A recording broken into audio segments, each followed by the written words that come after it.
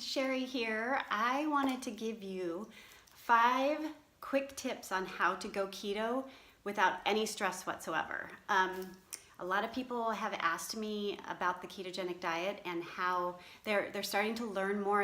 It's out there, people are talking about it, and they're really wanting to learn this benefit of how it can benefit them in their health, not only for weight loss, but also just for all the side effects of it, which is, heart health and neuro health and or brain health. If you're not a nurse, sorry, I'm a nurse. I talk like a nurse. But there's so many benefits to it that people are starting to ask questions about it. And me being a promoter for Prove It and using exogenous ketones and therapeutic ketones, I've done a lot of research and I've learned so much, and I've been playing around with the ketogenic diet for 6-9 months now. And I used to do a low carb diet before I really understood all the benefits of it, and now I'm just gung-ho loving it because it does so much for you. So I thought I would jump on and just give you kind of like the beginner's guide of how to become more keto friendly and do it without any stress. So my first tip is to really understand the ketogenic diet, because when you understand the science behind it and why people do it and get some belief behind it, you can't just jump on a bandwagon because you want to jump on the bandwagon. You have to really do it because you have a inner passion for it, a reason, a why.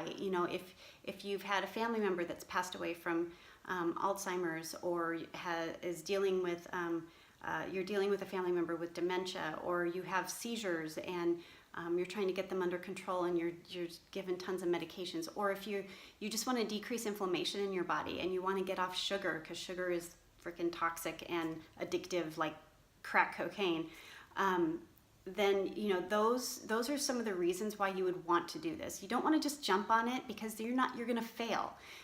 You have to really want to do it. So I suggest going out and getting a good book that talks about the ketogenic diet. There's several out there on Amazon that you can buy. Every time I go to Costco, there's a book there. Sprouts, if you're locally in Arizona, we have Sprouts out here, and they have books there for ketogenic diets.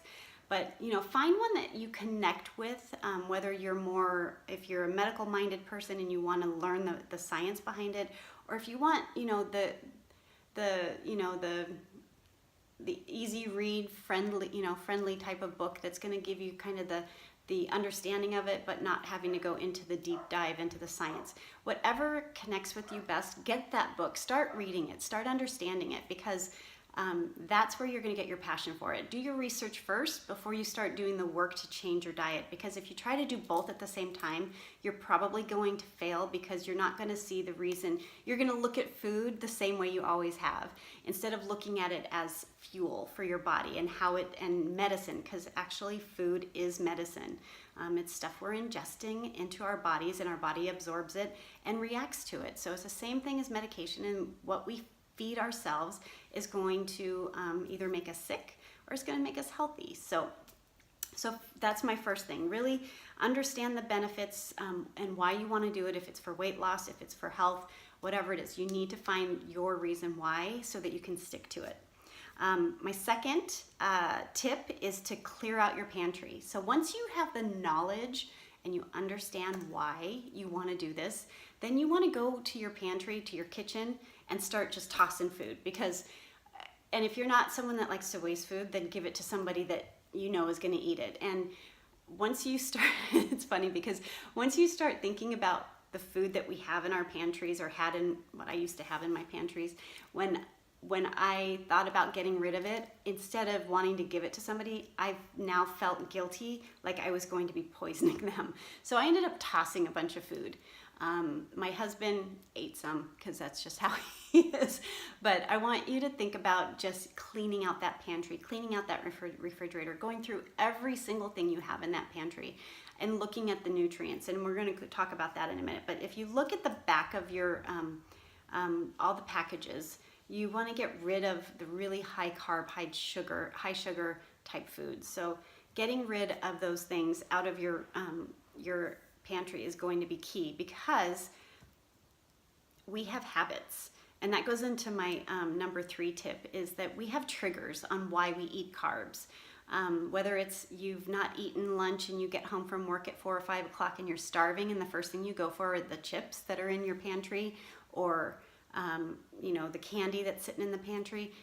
Those are quick fuels for your body, and it's sugar. And sugar, your body is starved if you don't have the right fuels in your body, whether it's high fats, or if you're taking in carbohydrates. And if you don't have it, then you get into that feeling of like hangry, and you don't want to be hangry when you get home. So you need to find those triggers and plan for it, but knowing those triggers and what you reach for, those are the things you need to get rid of. So if you know you're a chip addict, get rid of the chips. If you know that you're a candy addict, get rid of the candy. You need to replace it with something that is going to meet the goals of your ketogenic diet, that you won't feel guilty about. So my husband is a chipaholic, and he loves that crunch, that texture. That's just what he loves. So even when we have like something that like mashed potatoes or something, he wants something crunchy with it. He's just addicted to that type of texture. So we got rid of the chips. We got rid of the crackers, because those are very, very high carbohydrate foods. And yeah, we can eat it with cheese, but it's defeating the whole purpose of a ketogenic diet if we're eating cheese and crackers. So instead, we've got pork rinds. My husband's Filipino, and so he grew up on pork rinds. I always thought they were disgusting and didn't see the benefit of even eating them, because I thought they were fatty and that's unhealthy and all that. But those pork rinds have totally given us the freedom to not feel guilty about what we're eating if we're snacking. Of course, we have healthy snacks too. Pork rinds are not a daily staple in our diets. Maybe they are at my husband's sometimes, I don't know. I try not to think about that. But honestly, you need to get rid of the things that you will reach for in your house if they're there when the trigger hits. So, find those alternatives. I love hummus, so I have learned how to make hummus out of cauliflower. And I make cauliflower hummus, so it doesn't have any carbs in it. If there are, it's very low, because it's from the cauliflower. So finding those little things and then learning how to make substitutes is going to help you be successful on your diet. And this is a lifestyle, not just a diet. Okay, so my number 4 tip. Sorry, my feet are falling asleep sitting on the floor here. I'm gonna adjust my camera. My number 4 tip is to ease into this. You don't want to go into this and think that you're going to be 100% compliant, 100% successful every single day, every single meal. Sometimes you just need to ease into it, take it one step at a time. So some of the things that I suggest to people is, if you like your burgers when you go out, start taking the top bun off your burger. Or take both, tell them not to bring the bun at all and wrap it in lettuce. And you can have your burger and not feel guilty about it. Instead of French fries, get some sort of vegetables or a salad on the side instead. Instead of having mashed potatoes, make cauliflower, mashed cauliflower, and put cheese and sour cream in it. That is very healthy for you when you're on a high-fat diet. So, ease into it. If you have something that you and your family totally love every single week, and you think it's going to be really hard to go around that, then I definitely want you to think about that one thing, find a substitute for it, and then make that your new staple for the week, for your family. Because if you don't, you're going to fall back into your old habits. That's just the way our minds work as humans, and we're set up to fail that way. So, and then my 5th tip, once you get all those in line, you want to start tracking your macros. I'm going to do another video on macros, because I think it's very important to understand what macros are, but those are basically where all your calories come from. It's fats, proteins, and carbohydrates. So you want to track what you're taking into your diet. So if you are looking to seriously do a ketogenic diet, then I want you to start tracking your macros. And you can do that on free apps. MyFitnessPal is one of the ones that I used the first time that I started tracking. And all you do is you put in what you eat every day, and it puts it all into a nice pretty pie chart, and it tells you the percentage of carbohydrates, the percentage of fats, and the percentage of protein that you have taken in for the day. So you can see if you're getting enough fat in your diet. That's probably the number one thing that a lot of people struggle with, is getting enough fat in your diet, because it's hard to do. There's lots of alternatives to getting, or options to get fats into your diet, but we live on a Western diet which is very low in fat or moderate in fat, and so getting that fat content up is really difficult. But the only way you're going to know is if you start tracking. So start playing with those things. I want you to look at an app and see if it's something that you can use. There's lots of free apps out there, so it's just a matter of looking through your app store and finding something that you find easy to use so that you can be compliant with it, and you don't have to track it forever. I suggest tracking for a week and see how that works. And if that doesn't work, then jump into doing it for a couple weeks or a full month, just to see where you're at. And a great way to help ease you into a ketogenic diet is to also take ketogenic or exogenous ketones, therapeutic ketones. Those are the ones that you can drink.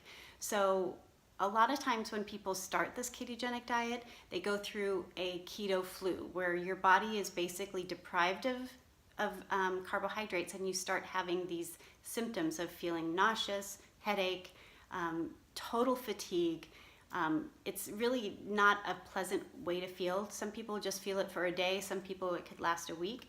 But taking exogenous ketones can help bridge you into that ketogenic lifestyle, and then you can continue with the ketones because they give you so much energy and help you through just your daily life, and there's benefits to it and all that. But that is something that I do. I like my ketones. They help me a lot on a daily basis. It's my pre-workout drink. It is something that I do for my health, because I feel better when I drink my ketones, and I slip up. I honestly slip up. Last night I had a lobster roll because I found there was a lobster roll truck in Phoenix, and I love lobster rolls from Maine. So I didn't go full on keto and have just the lobster with the mayonnaise. I wanted that bread that it comes on. So a little bit of bread with a lobster roll, and it was delicious, and I don't feel guilty about it because I'm still drinking my ketones, and I jump right back into my ketogenic diet the very next day. So that goes along with my recommendation of giving yourself grace. Make sure you don't beat yourself up over this, because it is a lifestyle. You will want to continue to make changes every single day to help you get to that goal, but don't beat yourself up if you have a slip up. Don't beat yourself up if you decide, I'm just gonna have a cheat meal today. It's okay.